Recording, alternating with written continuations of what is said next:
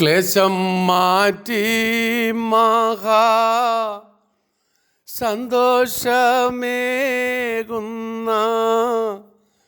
ക്ലേശം മാറ്റി മഹാ സന്തോഷമേകുന്ന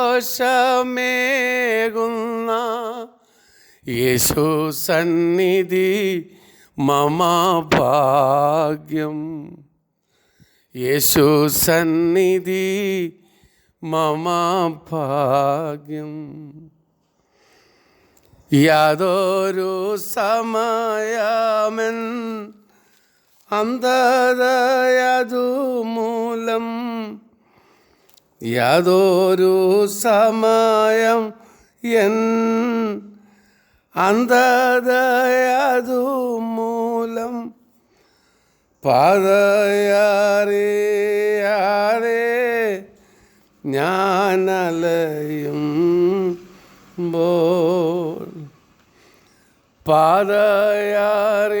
പാതയാറിയാതെ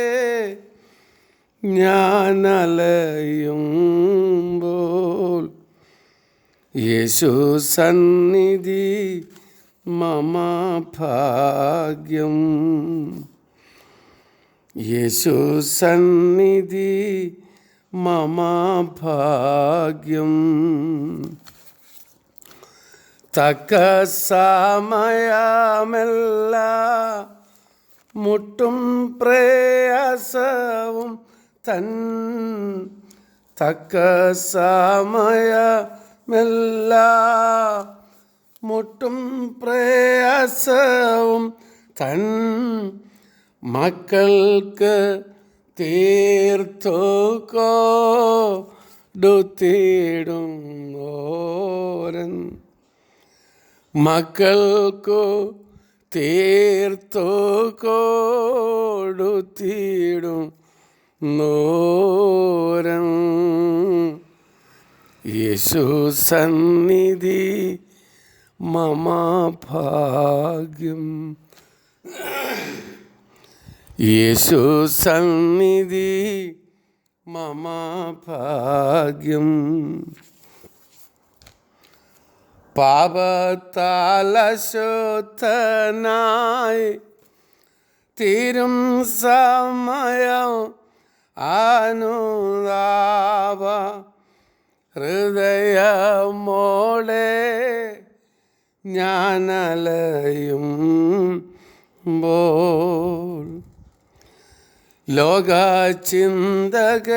ലോകചിന്തകളാകും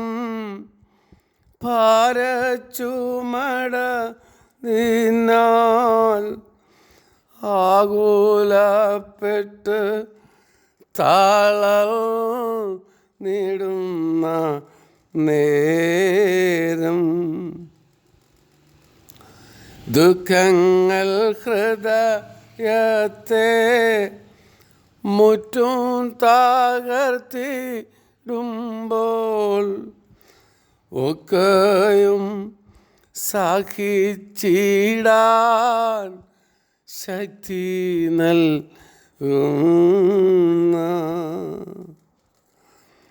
യാതൊരു സമയം എൻ അന്ധതയതു മൂലം പാതയാറിയാതെ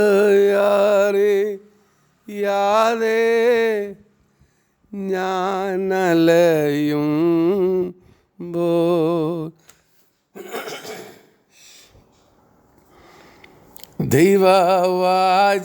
ദൈവവചനമതിൽ ധ്യാനിച്ചിടുവാനതി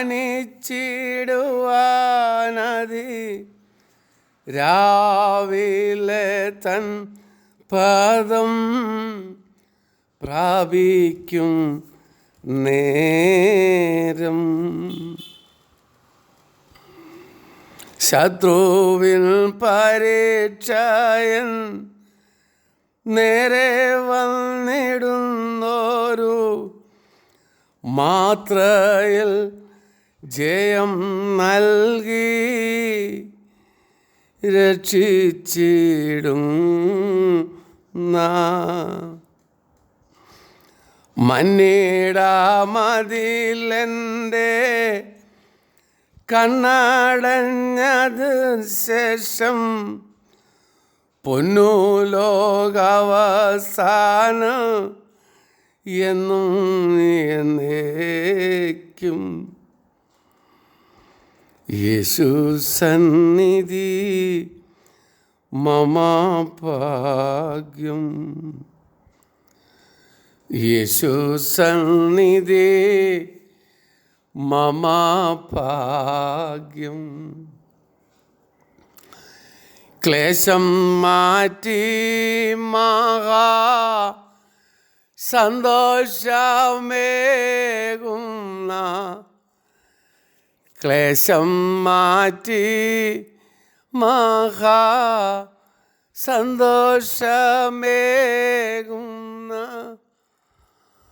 യേശു സന്നിധി മമ ഭാഗ്യം. യേശു സന്നിധി മമ ഭാഗ്യം. Praise the Lord. ഹല്ലേലൂയ.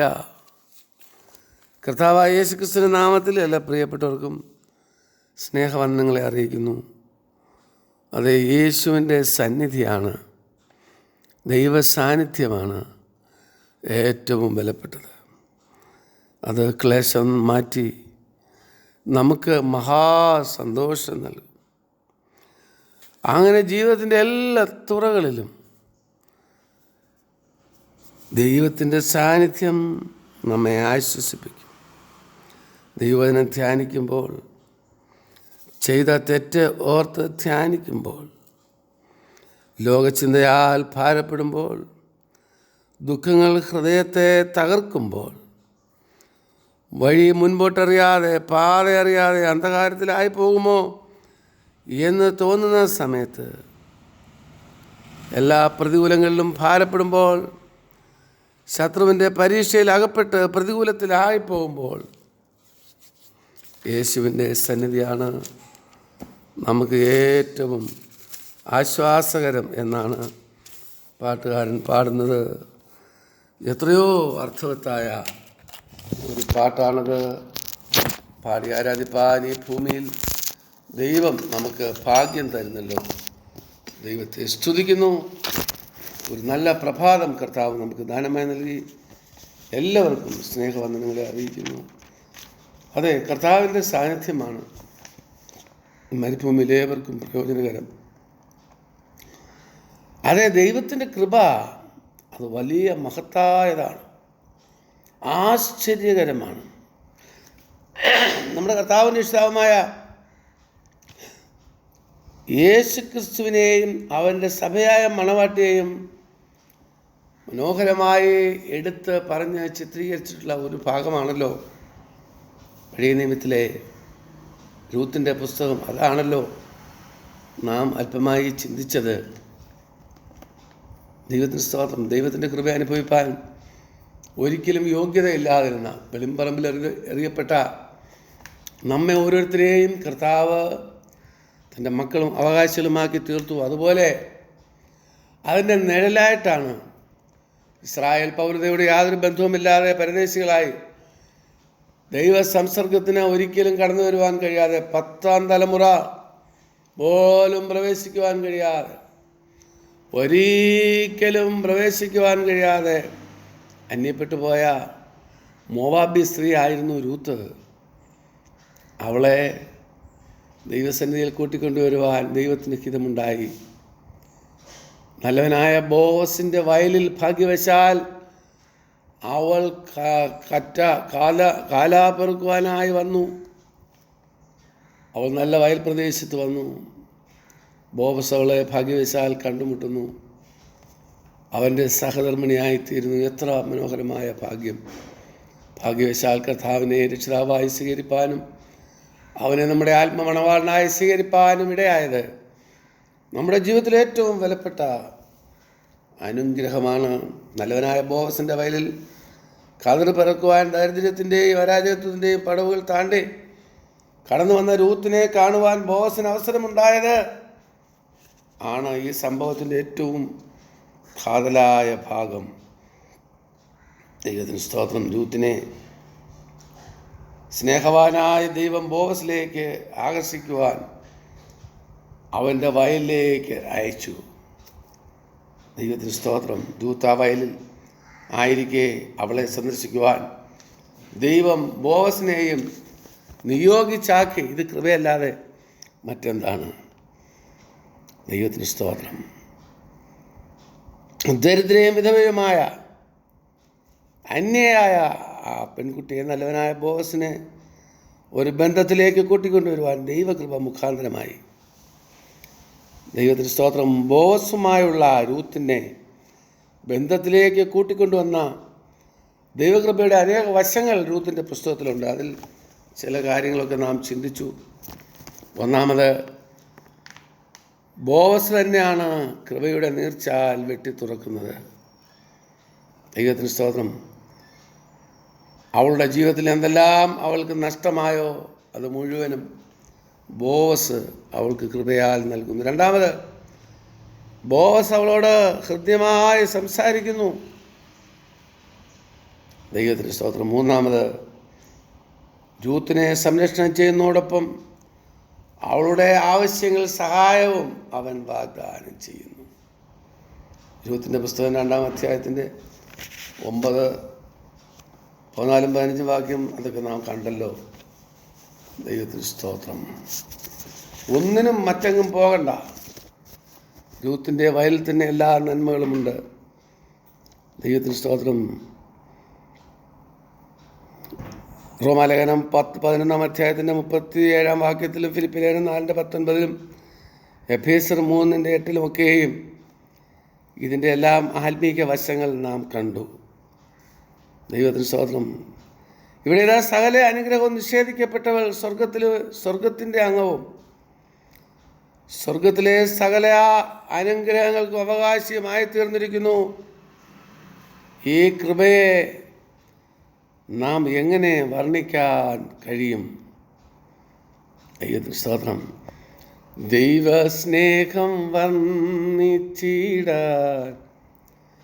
വാക്കുകൾ പോരാ, നന്ദി ചൊല്ലിത്തീർക്കുവാനി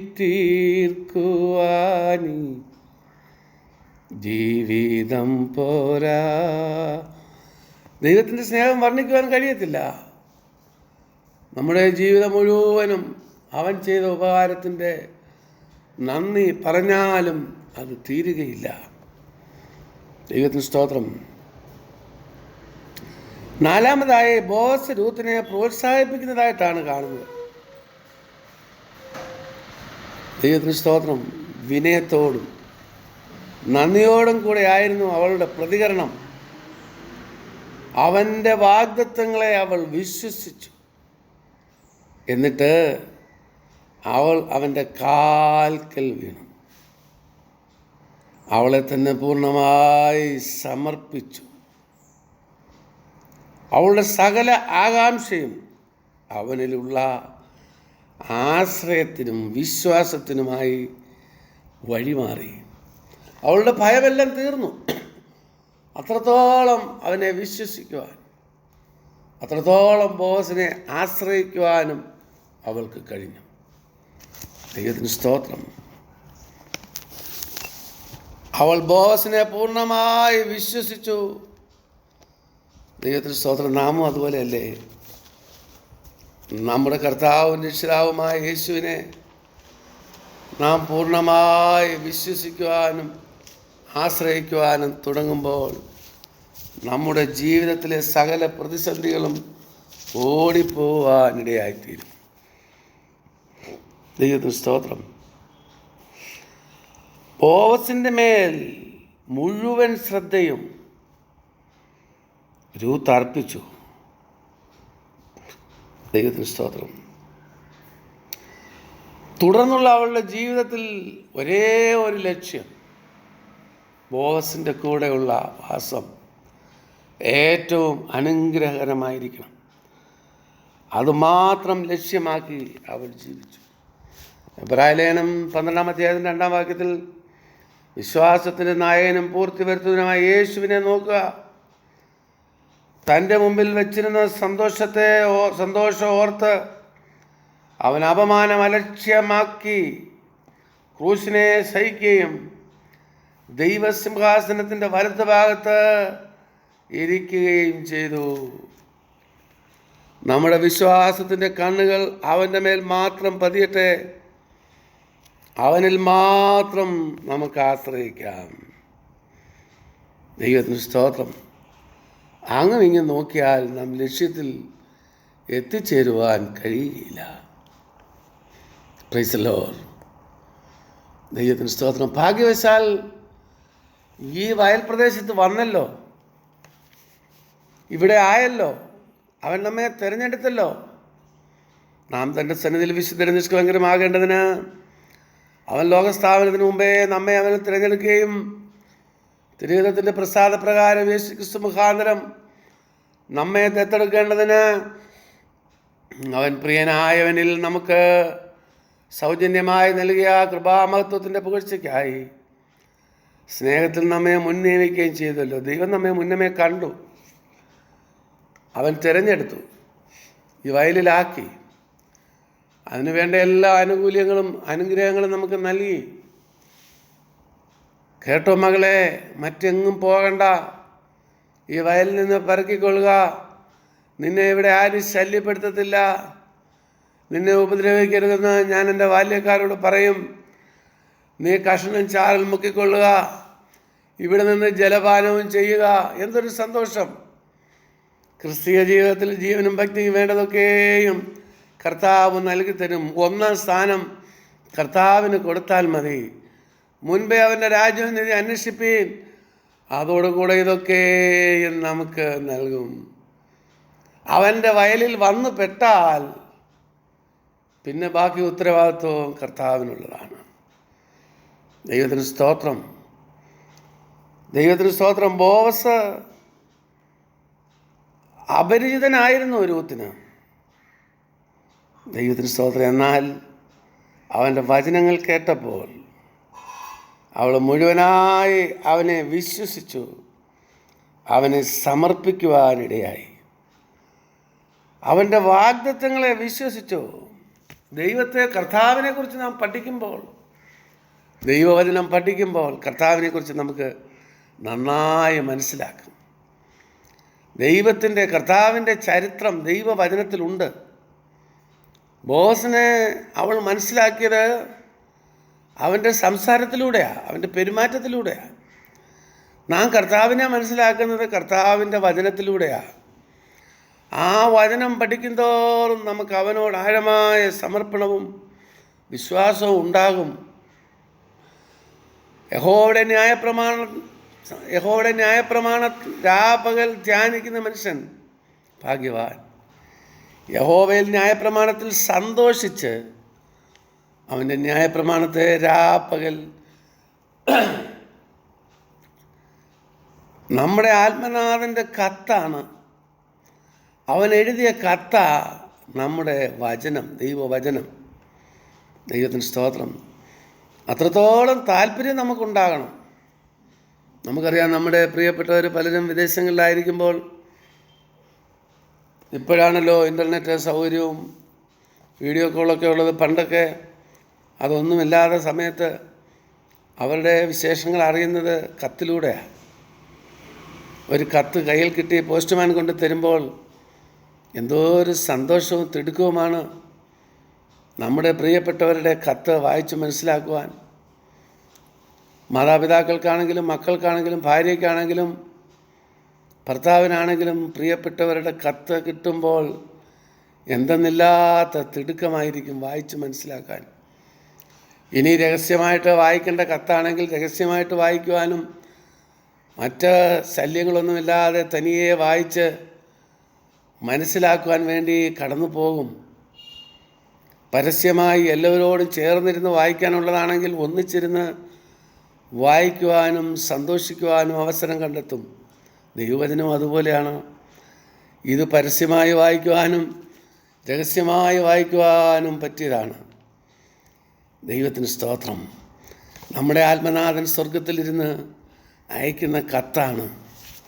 അവനോട് നമുക്ക് കാണുവാനും സംസാരിക്കുവാനും ഉള്ളത് ഈ കത്തിലൂടെ മാത്രമാണ്. പരിശുദ്ധാത്മാവിൻ്റെ സാന്നിധ്യം നമുക്കുണ്ടെങ്കിലും നമ്മുടെ കർത്താവിൻ്റെ വാക്കുകൾ മുഴുവനും ഇതിലെഴുതി വച്ചിട്ടുണ്ട്. ദൈവത്തിന് സ്തോത്രം. നമുക്കറിയാം, നമ്മുടെ പ്രിയപ്പെട്ടവരുടെ കത്തുകൾ താമസിക്കുകയാണെങ്കിൽ, പുതിയ കത്തുകൾ താമസിക്കുകയാണെങ്കിൽ നാം എന്ത് ചെയ്യും? കഴിഞ്ഞ പ്രാവശ്യം അയച്ച കത്ത് ഒരു പ്രാവശ്യം കൂടെ വായിക്കും. ദൈവത്തിന് സ്തോത്രം. അതുപോലെ നമ്മുടെ ആത്മനാഥൻ എഴുതി തന്ന കത്തുകൾ തിടുക്കത്തോടെ വചനം വായിച്ച് തീർക്കണം. 66 കത്തുകളുണ്ട് ഇതിൽ. അത് മുഴുവനും വായിച്ച് തീർക്കണം. ഈ കത്തുകൾ വായിച്ച് തീർത്ത് ഈ വചനം നന്നായി പഠിച്ച് അവനെപ്പറ്റി നന്നായി അറിഞ്ഞെങ്കിൽ മാത്രമേ അവൻ്റെ സന്നിധിയിൽ ചെല്ലുമ്പോൾ നമുക്ക് സന്തോഷമുണ്ടാകുകയുള്ളൂ. അവനെപ്പറ്റി ഇവിടെ വെച്ചേ നാം പഠിക്കുന്ന അവൻ്റെ വചനത്തിലൂടെയാണ്. ദൈവത്തിന് സ്തോത്രം. അതിൽ നമുക്ക് സന്തോഷിക്കുവാനിടയായിത്തീരണം. അതാണ് സങ്കീർത്തനക്കാരൻ പറയുന്നത്, യഹോവയുടെ ന്യായപ്രമാണത്തിൽ സന്തോഷിച്ച് അവൻ്റെ ന്യായപ്രമാണത്തെ രാപ്പകൽ ധ്യാനിക്കുന്ന മനുഷ്യൻ ഭാഗ്യവാൻ. ദൈവത്തിന് സ്തോത്രം. അതൊരു ഭാഗ്യമാണ്. ഇനി 1-2 കത്തുകൾ വന്നില്ലെങ്കിലും നമ്മുടെ വിദേശത്തുള്ള പ്രിയപ്പെട്ടവർ വരുന്ന ഉടനെ നാം ആദ്യമേ കെട്ടിപ്പിടിച്ച് കരഞ്ഞ് ചോദിക്കുന്നത്, എന്താ കുഞ്ഞേ നീ കത്തയക്കാഞ്ഞത്? അതല്ലെങ്കിൽ എന്താ പ്രിയപ്പെട്ടവനെ നീ കത്തയക്കാഞ്ഞതെന്നാ അല്ലേ? ആളിങ്ങി വന്നു, പക്ഷേ ആളിനോട് സംസാരിക്കുവാൻ ആദ്യം പറയുന്നത് എന്താണ്? കത്തിൻ്റെ കാര്യമാണ്. കാര്യം നിൻ്റെ കഴിഞ്ഞ കാലങ്ങളിലെ അനുഭവം എല്ലാം ഈ കത്തിലൂടെ കാണാൻ കഴിയും. ആളിനെ കണ്ടാലും കത്തിൻ്റെ കാര്യമാണ് ആദ്യം പറയുന്നത്. ദൈവത്തിന് സ്തോത്രം. ദൈവവചനം അതുപോലെയാണ്. ഈ കത്ത് സ്വർഗത്തിലുണ്ട്.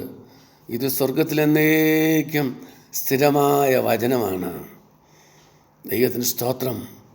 എത്ര ഭാഗ്യമാണ് ഇത്ര വലിയ ആത്മമണവാളൻ്റെ ഈ നല്ല ബോവസിൻ്റെ മുഴുവൻ ഡീറ്റെയിൽസും എങ്ങനെ ആകണമെന്നും എങ്ങനെ ആയിരിക്കുന്നതെന്നും വരുവാനുള്ളതും ഒരുക്കിയിരിക്കുന്നതും പണിയുന്നതുമെല്ലാം അതിൻ്റെ സ്കെച്ചും പ്ലാനും അതിൻ്റെ പദ്ധതികളും മുഴുവനും ഇതിൽ വരച്ചിട്ടിരിക്കുന്നു. നമ്മുടെ ആത്മമണവാളൻ നമ്മോട് പറഞ്ഞു, ഞാൻ നിങ്ങൾക്ക് സ്ഥലമൊരുക്കുവാൻ പോകുന്നു. ഞാൻ സ്ഥലമൊരുക്കിയാൽ ഞാൻ ഇരിക്കുന്നിടത്ത് നിങ്ങളെ വന്ന് എൻ്റെ അടുക്കൽ ചേർക്കും. അത് വായിച്ചിട്ട് കണ്ണുനീരോടെ ആ പുസ്തകവുമായി ഉള്ളറയിലേക്ക് കടന്നുപോയി കർത്താവിനോട് സംസാരിക്കുവാൻ കഴിയുന്നുണ്ടെങ്കിൽ എന്തോ ഒരു ഭാഗ്യമാണ്. അതാ ദാവീദ് പറയുന്നത്, യഹോവയുടെ ന്യായപ്രമാണത്തിൽ സന്തോഷിച്ച് അവൻ്റെ ന്യായപ്രമാണത്തെ രാപ്പകൽ ധ്യാനിക്കുന്ന മനുഷ്യൻ ഭാഗ്യവാൻ. ദൈവത്തിന് സ്തോത്രം. ദൈവത്തിന് സ്തോത്രം. ആ ബോവസിൻ്റെ വചനങ്ങളെ കേട്ട് കഴിഞ്ഞപ്പോൾ അവൻ ഒത്തിരി കാര്യങ്ങൾ അവളോട് പറഞ്ഞത് മറ്റൊന്നുമല്ല, നിനക്കിവിടെ ഒരു പ്രശ്നം ഉണ്ടാകത്തില്ല, നീ കറ്റകളുടെ ഇടയിൽ നിന്ന് വലിച്ചിട്ടുകൊള്ളുക എന്ന് അവരോട് പറഞ്ഞു. നിനക്ക് ഭക്ഷിപ്പാൻ ഇവിടെ ഉണ്ട്, കുടിപ്പാൻ ഇവിടെ ഉണ്ട്. ഇതെല്ലാം ആ ബോവസ് പറഞ്ഞ വചനങ്ങൾ. അതെ, ദൈവവചനം അത് തന്നെ. ജീവനും ഭക്തിക്കും വേണ്ടതൊക്കെയും ഇതിലുണ്ട്. അത് കാണും തോറും പഠിക്കും തോറും നമുക്ക് കർത്താവിനെ കൂടുതൽ സ്നേഹമാകും. അവനിലേക്ക് ലക്ഷ്യം വെച്ച് എബ്രായലേഖനം 12-ാം അധ്യായത്തിൽ നാം വായിച്ചതുപോലെ വിശ്വാസത്തിൻ്റെ നായകനും പൂർത്തി വരുത്തുന്നവനുമായ യേശുവിനെ നോക്കുക. അവനെ ലക്ഷ്യം വെച്ച് യാത്ര ചെയ്യുമ്പോൾ പിന്നെ ഒന്നും ഭയപ്പെടേണ്ട കാര്യമില്ല. അവനെ ലക്ഷ്യം വെച്ചാൽ മതി. അതോടുകൂടെ അവനെ ലക്ഷ്യം വെച്ച് പോകുന്നവർക്ക് ആവശ്യമായതെല്ലാം അവൻ ചേർത്ത് തരും. ശരിയായിട്ടുള്ള തർജ്ജിമയിൽ മുമ്പേ അവൻ്റെ രാജ്യം നിന്ന് അന്വേഷിപ്പിക്കും, അതോടുകൂടി ഒക്കെ നിങ്ങൾക്ക് ലഭിക്കും എന്നാണ് നാം വായിക്കുന്നതെങ്കിലും ശരിയായിട്ടുള്ളത് ചേർത്ത് തരുമെന്ന്. ദൈവത്തിന് സ്തോത്രം.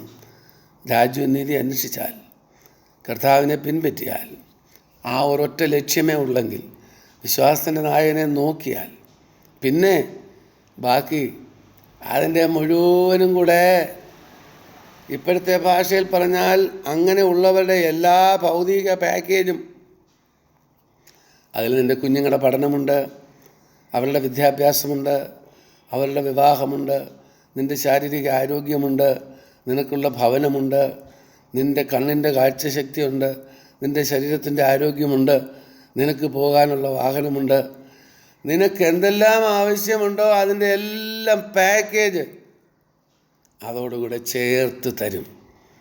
പിന്നെ എന്തിനാ ഭാരപ്പെടുന്നത്? പിന്നെ എന്തിനാ വിഷമിക്കുന്നത്? ലക്ഷ്യം തെറ്റാതിരുന്നാൽ മതി. ലക്ഷ്യം ഏതാണ്? വിശ്വാസത്തിൻ്റെ നായകനും പൂർത്തി വരുത്തുന്നവനും നിൻ്റെ ലക്ഷ്യത്തിൻ്റെ പൂർത്തീകരണത്തിലേക്ക് എത്തിക്കുന്നത്, നിൻ്റെ ആശ്രയത്തിൻ്റെ പൂർത്തീകരണത്തിലേക്ക് എത്തിക്കുന്നത് അവനാണ്.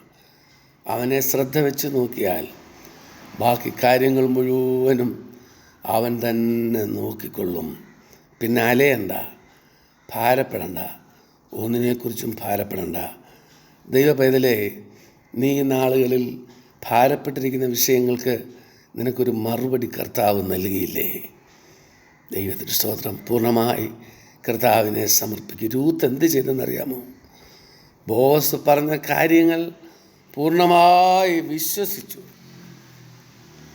ദൈവത്തിന് സ്തോത്രം. വിനയത്തോടുകൂടെ നന്ദിയോടുകൂടെ അവൾ പ്രതികരിച്ചു. അവൻ്റെ വാഗ്ദത്തങ്ങളെ അവൾ വിശ്വസിച്ചു. പിന്നെ എന്ത് ചെയ്തു? അവൾ അവൻ്റെ കാൽക്കൽ വീണു. അവളെ തന്നെ അവനായി സമർപ്പിച്ചു. അവളുടെ സകല ആകാംക്ഷയും അവനിലുള്ള ആശ്രയത്തിന് വഴിമാറിപ്പോയി. അവളുടെ ടെൻഷനെല്ലാം മാറി അവനെക്കുറിച്ച് പഠിച്ചപ്പോൾ. ദൈവത്തിന് സ്തോത്രം. അവൾ അവളുടെ ശ്രദ്ധ അവൻ്റെ മേൽ പൂർണ്ണമായി പതിപ്പിച്ചു. നമ്മുടെ വിശ്വാസത്തിൻ്റെ കണ്ണുകൾ അവൻ്റെ മേൽ മാത്രം പതിയട്ടെ. അങ്ങും ഇങ്ങും പതിയരുത്. അവനിൽ മാത്രം നമുക്ക് ആശ്രയിക്കാം. പരിശുദ്ധ പിതാവേ, ഞാൻ നിന്നിൽ പൂർണ്ണമായി ആശ്രയിക്കുന്നു. രൂത്ത് ബോവസിൽ ശ്രദ്ധ വെച്ചതുപോലെ, അവൻ്റെ കാൽക്കൽ വീണതുപോലെ, അവനെ വിശ്വസിച്ചതുപോലെ ഞങ്ങൾ നിന്നിൽ പൂർണ്ണമായി വിശ്വസിക്കുന്നു. നിൻ്റെ കാൽക്കൽ വീഴുന്നു, നിന്നിൽ ആശ്രയിക്കുന്നു, നിന്നിൽ ശ്രദ്ധ വയ്ക്കുന്നു. ഞങ്ങൾക്ക് വേണ്ടതൊക്കെ നിൻ്റെ കയ്യിലുണ്ടല്ലോ. എല്ലാം ഈ വയലിലുണ്ടല്ലോ കർത്താവേ. എല്ലാ നന്മയും എല്ലാ പൂർണ്ണമായി അടിയങ്ങൾക്ക് നൽകിയിരിക്കാൻ സ്തോത്രം. നിൻ്റെ കുഞ്ഞുങ്ങളുടെ വിഷയങ്ങളെ ദൈവം കാണുന്നുണ്ടല്ലോ. ശാരീരിക ഭാരങ്ങൾ, കുഞ്ഞുങ്ങളുടെ വിഷയങ്ങൾ, കടഭാരങ്ങൾ, മറ്റ് അസ്വസ്ഥതകളെല്ലാം നിൻ്റെ മക്കൾ നിൻ്റെ സന്നിധിയിൽ വയ്ക്കുന്നു. ഇന്ന് പകൽക്കാലം അധികാരമുള്ള യേശുവിൻ്റെ നാമത്തിൽ എല്ലാ പോരിൻ്റെ മേലും ജയമെടുക്കുന്നു. വിശ്വസിച്ചാൽ നീ ദൈവത്തിൻ്റെ മഹത്വം കാണും. അടിയങ്ങൾ വിശ്വസിക്കുന്നു. എല്ലാ പ്രതിസന്ധികളും മാറിപ്പോകട്ടെ. കർത്താവേ, നിൻ്റെ കുഞ്ഞുങ്ങളെ ശക്തീകരിച്ചതിനാൽ സ്തോത്രം. അവിടുന്ന് വിടുതലയച്ചതിനാൽ സ്തോത്രം. പ്രാർത്ഥന കേട്ടതിനാൽ സ്തുതിക്കുന്നു. ക്രിസ്തു യേശുവിൻ്റെ നാമത്തിൽ തന്നെ. ആമേൻ, ആമേൻ.